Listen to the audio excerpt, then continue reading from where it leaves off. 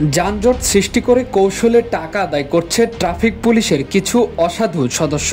অবরুদ্ধ করে রাখা হচ্ছে বাস, ট্রাক, এমনকি প্রাইভেট কারও।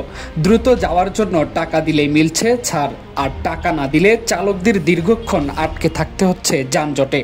গাজীপুরের চৌরাস্তায় দেখা মিলেছে এমন দৃশ্যের। চাঁদাবাজির এই কাজে ব্যবহার করা হচ্ছে উঠতি বয়সীর কিশোরদেরও। ব্যারিকেডের সামনে ঘুরঘুর করা কিছু কিশোর পরিবহন চালকদের কাছ থেকে টাকা সংগ্রহ করছে।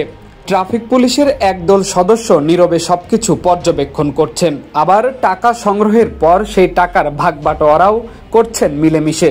তাদের এমন কর্মকাণ্ডে প্রশ্ন উঠেছে, এভাবে কি সড়কের শৃঙ্খলা রক্ষা সম্ভব?